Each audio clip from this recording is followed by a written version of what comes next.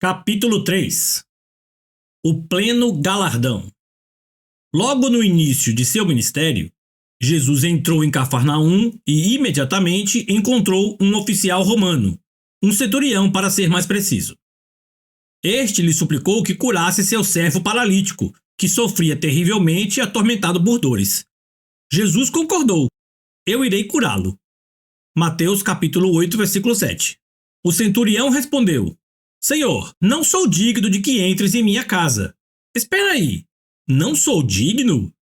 Aquele era o conquistador falando com um dos conquistados. Roma agora ocupava a nação de Israel. Então, por que aquele oficial romano diz a um carpinteiro judeu: não sou digno de que entres em minha casa?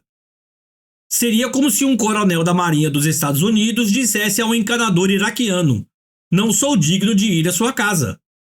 Você consegue ver como aquele homem honrou a Jesus? Veja, o oficial romano sabe quem realmente é este carpinteiro.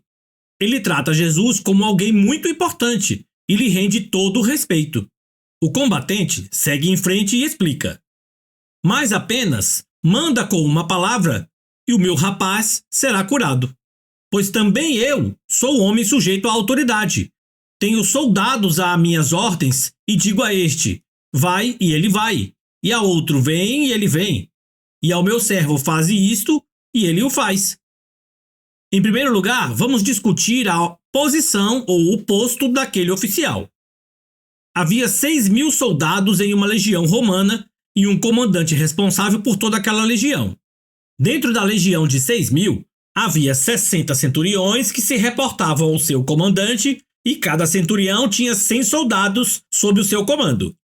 Ele está explicando a Jesus como e por que o que ele havia pedido funcionaria. Ele gozava do respeito e da obediência de seus soldados porque honrava o seu oficial comandante, submetendo-se à autoridade dele. Ele desfrutava do apoio de seu superior, que por sua vez era apoiado pela autoridade de Roma. Para simplificar, poderíamos dizer: tenho autoridade porque honro o meu país e os meus superiores, respeitando as autoridades deles. Então, tudo que eu tenho de fazer é dizer uma palavra e os que estão sob o meu comando atendem imediatamente às minhas ordens. Observe a introdução dele: pois também eu. Aquele oficial reconheceu a autoridade de Deus sobre Jesus e, portanto, sabia que ele exercia autoridade na esfera espiritual invisível, assim como ele detinha autoridade no mundo militar. Foi por isso que ele entendeu que tudo o que era necessário fazer era dar uma simples ordem, e a enfermidade teria de obedecer. Em sua concepção, não era diferente da forma como aqueles sob a sua autoridade atendiam prontamente às suas ordens. Veja a resposta de Jesus. Ouvindo isso, admirou-se Jesus e disse aos que o seguiam: em verdade vos afirmo que nem mesmo em Israel achei fé como esta. Você está vendo? Jesus anuncia que aquele oficial romano tinha mais fé do que João Batista. Pense nisso. João Batista era da casa de Israel. Vamos um pouco mais adiante. Aquele oficial tinha mais fé do que Maria, a mãe de Jesus. Ele declarou que a fé do centurião era a maior já encontrada durante seus mais de 30 anos em Israel, e Jesus nunca exagerou. Um cidadão romano, um oficial das Forças Armadas, que agora ocupava Israel, ganha o prêmio. Sou uma pessoa de fé, e espero que você também o seja, porque sem fé é impossível agradar a Deus. Ver Hebreus 11:6. Como registram as Escrituras, a fé vem pelo ouvir, e ouvir a palavra de Cristo. Romanos 10:17. Eu poderia apostar que João Batista ouviu muito mais passagens das Escrituras do que aquele oficial romano. No entanto, o oficial tinha mais fé. Eu também poderia presumir, e muito provavelmente estaria certo, que Maria, a mãe de Jesus, os 12 discípulos e os muitos outros em Israel a quem Jesus encontrou também tinham ouvido muito mais da palavra de Deus do que o centurião. Contudo, ele tinha mais fé do que qualquer deles. O que fez a sua fé ser tão grande? Foi a combinação da honra que ele demonstrou ter por Jesus com seu entendimento sobre a autoridade. Lucas 17, 5-10 nos mostra que não é somente o ouvir a palavra de Deus que produz fé, mas que isso deve ser complementado pela honra e pela submissão às autoridades. Aquele homem recebeu completo galardão porque prestou honra à autoridade e entendeu o que ela significa. Sua consideração pela autoridade revelou o princípio do respeito bem fundamentado em seu coração. Então, a raiz de sua motivação foi a honra. A mulher que não aceitava não como resposta. No capítulo 7, no Evangelho de Marcos, encontramos uma mulher grega, de origem sírio-fenícia, que foi até Jesus para pedir ajuda. As Escrituras declaram que ela não cessava de pedir a ele que libertasse a sua filha de um demônio. Isto dá a entender que Jesus não foi receptivo ao seu primeiro pedido, nem ao segundo, e provavelmente a muitos outros que se seguiram. É bem possível que ele nem mesmo tivesse olhado para ela, mas a mulher continuou a pedir. Destemida, finalmente obtém uma resposta, mas Jesus lhe disse: "Deixa primeiro que se fartem os filhos, porque não é bom tomar o pão dos filhos e lançá-los aos cachorrinhos." Tudo bem, você pode interpretar do jeito que quiser, mas o resultado é o mesmo. Jesus já chamou de cadela. Fico feliz por aquela mulher não ser uma americana ou uma brasileira. Nesse caso, Jesus poderia ter ouvido poucas e boas. Ela poderia ter retrucado dizendo: "O quê? Você está me chamando de cadela? Que tipo de ministro é você? Como ousa me insultar deste modo? Eu vim em busca de ajuda e este é o tratamento que recebo? Trata-se de preconceito racial, não é? Porque eu sou grega e você judeu, pensa que tem o direito de me chamar de cadela? Isso é um traje. Você fica sentado aí com a sua turma e ignora uma mulher necessitada que está clamando por sua filha. Onde está esse amor que você prega?" "Ah, entendi. Não tem nenhuma multidão por aqui a quem impressionar, só você e sua equipe. Então você está mostrando quem realmente é. Seu hipócrita. Para mim chega, vou cair fora." Ela teria explodido e sua filha não teria sido curada. Ela teria partido sem nenhuma recompensa. No entanto, a mulher não agiu deste modo. Em vez disso, respondeu à proposição de Jesus e colocou-se na posição de receber a sua recompensa. "Sim, Senhor, mas os cachorrinhos debaixo da mesa comem as migalhas das crianças." Então lhes disse: "Por causa desta palavra, podes ir. O demônio já saiu de tua filha." Quase posso ver Jesus sorrindo e balançando a cabeça, admirando a fé dessa mulher gentia. Como dizer não a ela? Ele avisa que o demônio que atormentava sua filha havia partido, e a mãe volta para casa para encontrar a filha livre. Se ela tivesse sido passiva, ou caso se ofendesse facilmente, teria perdido qualquer esperança de recompensa. Ela sabia quem Jesus era e estava honrando-o com persistência. Primeiro, por sua tenacidade, e depois, não se ofendendo nem desistindo, mesmo quando parecia ter sido insultada ou desonrada. Por sua determinação, ela recebeu o galardão completo. É interessante notar que estes dois exemplos de fé surpreendentemente vieram de pessoas gentias, ou seja, pessoas que andavam fora da aliança de Abraão. Um centurião e uma mulher grega fizeram com que Jesus se maravilhasse com a fé deles. Ambos simplesmente entenderam princípios que hoje em dia estão geralmente perdidos. A honra fluiu em meio ao desespero deles, e tanto um quanto o outro recebeu o galardão completo. O princípio da honra. Pesquisando os evangelhos, você encontrará outras pessoas que receberam o pleno galardão, uma recompensa parcial ou nenhuma recompensa. Cada ocorrência reflete unicamente a forma como elas lidaram com a honra. Em algumas, vemos a falta evidente da honra devida. Em outras, observamos a honra abundante e cordial. Em outras ainda, vemos a desonra grosseira quando se aproximam de Jesus. Ainda que a honra não se revele de imediato nas passagens, ainda assim, o padrão ou princípio permanece. É uma lei espiritual, pois Deus diz: "Aos que me honram, honrarei. Porém, os que me desprezam serão desmerecidos." 1 Samuel, capítulo 2, versículo 30. A honra é uma chave essencial para recebermos o céu. Gosto de fazer referências ao versículo acima como o princípio da honra. Aqueles que honram a Deus serão honrados. É assim que funciona. Todos os que honraram a Jesus receberam de Deus na proporção da honra prestada. Pense nisso. Não apenas um servo e uma filha foram curados. ainda podemos celebrar até hoje as escolhas e a fé deles. Este princípio é especialmente enfatizado bem antes da paixão de Cristo. Jesus estava na casa de Simeão, o leproso, em Betânia.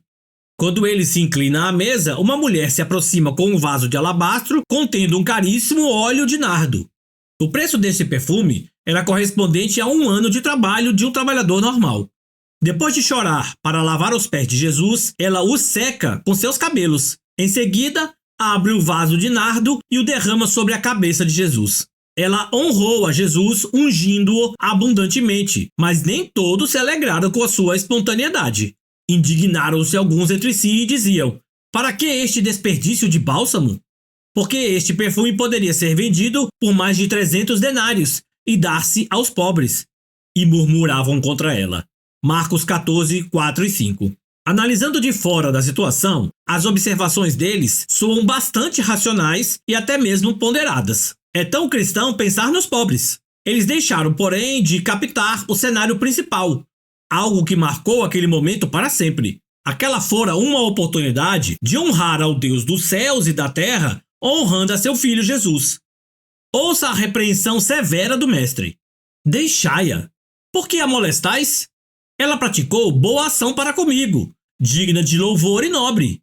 Porque os pobres sempre os tendes convosco, e quando quiserdes, podeis fazer-lhes bem. Mas a mim, nem sempre me tendes. Ela fez o que pôde, antecipou-se a ungir-me para a sepultura. Em verdade vos digo, onde for pregado em todo o mundo o evangelho, as boas novas, será também contado o que ela fez para a memória sua. Marcos capítulo 14, versículos 6 a 9. Uau! Você viu como ele a elogiou? Muitos fizeram grandes coisas nos dias de Jesus, mas ninguém foi honrado dessa maneira ou a esse ponto. Jesus profetizou que a boa e bela atitude de honra daquela mulher seria enaltecida em todo lugar alcançado pelo Evangelho. Não apenas naquela época, mas de geração em geração, para todo sempre. O desejo dela foi honrar o Mestre, mas esse derramar de unção a colocou em uma posição de ser honrada pelo Mestre. O princípio da honra sempre permanecerá válido. Deus diz: honrarei aqueles que me honram, mas aqueles que me desprezam serão tratados com desprezo. 1 Samuel 2,30. Observe que aqueles que não o honram serão desmerecidos. Entretanto, a NVI usa a palavra desprezo, que é definida como o sentimento de que alguém é indigno de consideração ou respeito. Deus reputa aqueles que o desonram como indignos de sua atenção. Isso implicaria não levar em consideração as necessidades e orações de tais pessoas. Ouça o que Jesus diz: quem me recebe, recebe aquele que me enviou. João 13, 20. Dentro do contexto de que Jesus está afirmando, receber alguém é igual a honrá-lo. Então, na verdade, ele está dizendo: aquele que me honra, honra ao Pai que me enviou. É por isso que em João 5,23 ele deixa claro o seguinte: quem não honra o Filho, não honra o Pai que o enviou. Aqueles que honravam a Jesus estavam, na verdade, honrando ao Pai sem saber disso. Jesus disse: eu não aceito glória que vem dos homens. João 5,41. Em seu coração e em sua mente, tudo era direcionado ao Pai. Ele ainda não havia sido glorificado. Quando, enfim, chegou a essa condição, foi expedido os decretos do Pai para o Filho, tais como: e todos os anjos do céu o adorem. Hebreus 1,6. E o teu trono, ó Deus, é para todo o sempre. Cetro de equidade é o cetro do teu reino. Hebreus capítulo 1, versículo 8. E ver também em Filipenses 2, versículos 8 a 10. Uma vez glorificado, ele é adorado assim como o Pai é adorado. Portanto, durante o tempo em que andou sobre a terra, Jesus viveu e ministrou como o Filho do Homem. A passagem de Filipenses capítulo 2, versículos 6 e 7 na Bíblia Amplificada declara: quem, embora sendo essencialmente um com Deus e tendo a forma de Deus, despiu-se e de todos os privilégios e justa dignidade, de forma a assumir a aparência de um servo, escravo, tornando-se como os homens e nascendo como ser humano. Então, como homem, ele continuamente passava ao Pai, em seu coração, toda a honra que lhe era dada. É por isso que ele sempre se dirigia às pessoas a quem curava com recomendações do tipo: olha, não o digas a ninguém, mas vai, mostra-te ao sacerdote e fazes a oferta que Moisés ordenou para servir de testamento ao povo. Mateus 8,4. E mais adiante, Jesus, porém, os advertiu severamente dizendo: acautelai-vos de que ninguém o saiba. Mateus 9,30. Referências semelhantes a estas são encontradas em todos os evangelhos. Enquanto esteve aqui, Jesus foi a conexão da terra com o Pai. Portanto, uma forma tangível de honrar ao Pai era através do tratamento dado ao Filho. É por isso que não houve repreensão à mulher anônima que honrou Jesus, o Filho, com o seu unguento caríssimo. Ele nunca repreendia aqueles que o honravam. Em vez disso, os elogiava para fazerem essa conexão com o Pai. Entenda que ele não estava buscando a sua própria honra, mas antes modelando o princípio da honra para aqueles a quem for enviado. O fluir da honra. Na semana que Jesus foi crucificado, ele fez uma declaração profunda com relação à forma como seu ministério continuaria mesmo após sua partida.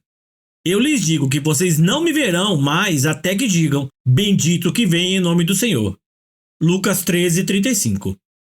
Em outras palavras, vocês não me verão mais até que reconheçam aqueles que eu lhes enviar e digam: bendito aquele que vem em nome do Senhor.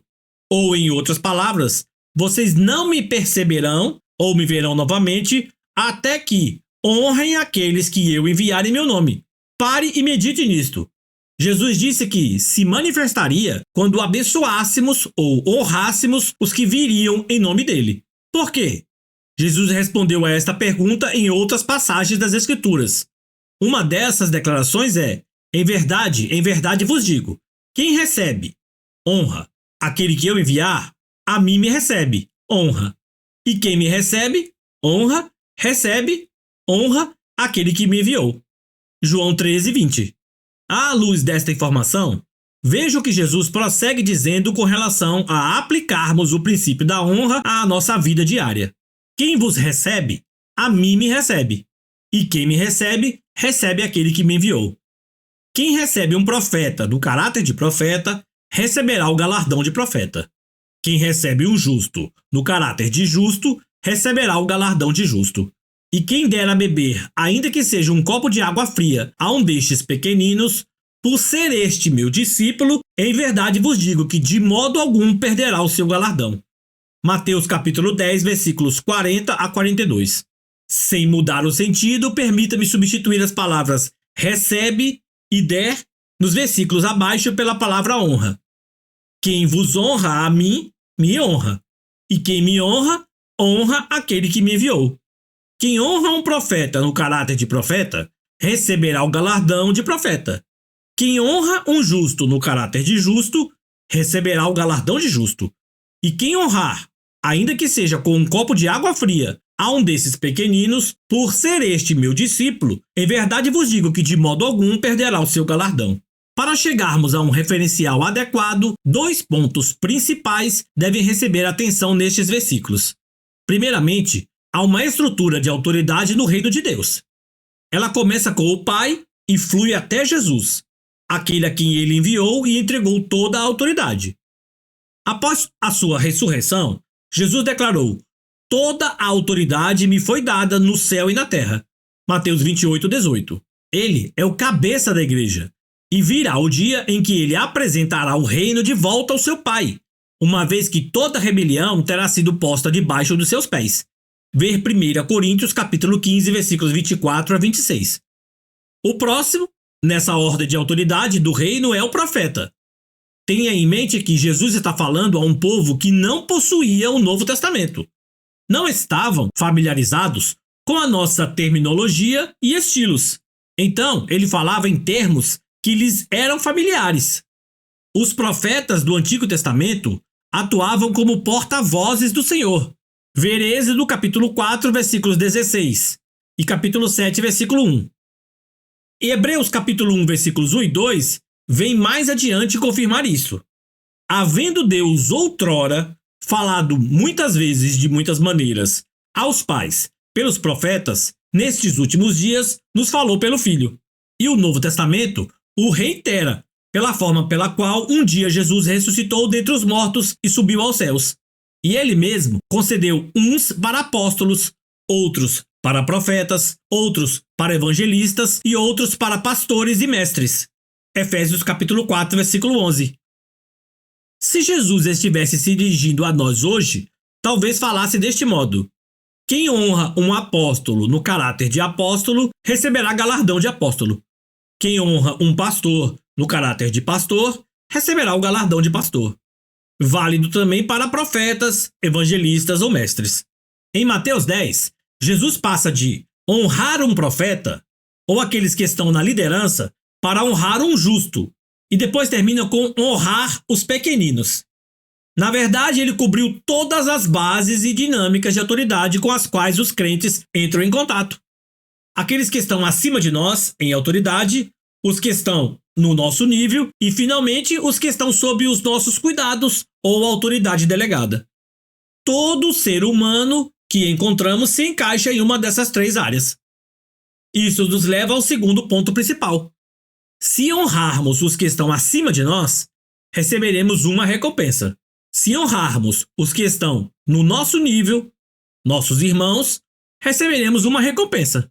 E, finalmente, honrando aqueles que estão sob os nossos cuidados e sob a nossa autoridade, também receberemos uma recompensa. Lembre-se da nossa paráfrase: vocês não me verão mais até que honrem aqueles que eu enviar em meu nome. Se unirmos esta frase aos versículos de Mateus, descobriremos que cada um desses três níveis traz consigo uma tremenda recompensa do céu. De igual modo, essas recompensas trazem sempre consigo revelações maiores e uma percepção mais clara de quem é Jesus. Este será o nosso foco durante o restante do livro.